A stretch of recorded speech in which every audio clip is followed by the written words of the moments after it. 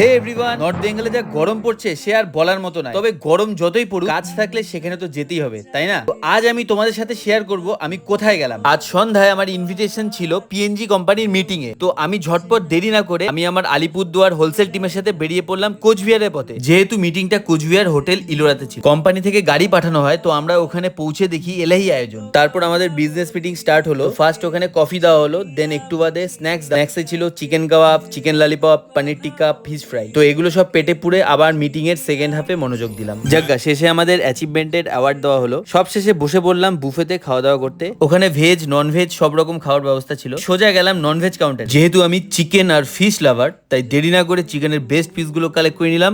কিন্তু নিয়ে লাভ কি হলো? অলরেডি হাবিজাবি খেয়েই তো পেট ভরে গেছে, কিন্তু খাবার গুলো অসাধারণ টেস্টি ছিল। তাই মনে মনে ভাবলাম এত খাবার নষ্ট না করে যদি একটু বাড়িতে নিয়ে আসা যেত। কিন্তু বাড়িতে এনে কি করব? তোমরা ভাবছো মধুর জন্য?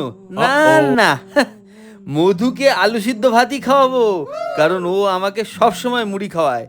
তাই এই ভিডিওটা ওর জন্যই করলাম। ওকে দেখাবো আর ফুলকলুচির মতো ফোলাবো। সব শেষে আমরা কয়েকটা ছবি তুলি, সবাই মিলে একটা দারুণ মেমোরি নিয়ে সেদিনের সন্ধ্যাটা আমরা খুব ভালোভাবে উপভোগ করলাম। তো সবশেষে একটাই কথা বলবো, রাত অনেক হয়ে গেছিল, তো আর দেরি না করে আমরা সোজা গাড়ির উদ্দেশ্যে রওনা দিলাম। আমরা ফাইনালি নিচে এসে দেখলাম গাড়ি আমাদের জন্য দাঁড়িয়ে রয়েছে, আমরাই লেট। তো রাত 12টা বাজে গেছে বলে আর দেরি করে লাভ নেই। সবাই মিলে আমরা গাড়িতে উঠে সোজা কুচবিহার থেকে আলিপুর চলে আসবো, কারণ আধা ঘন্টা রাস্তা। তো আজকের জন্য মিনি ব্লগটা এখানেই শেষ করছি। সবাই ভালো থেকো, সুস্থ থেকো, টাটা।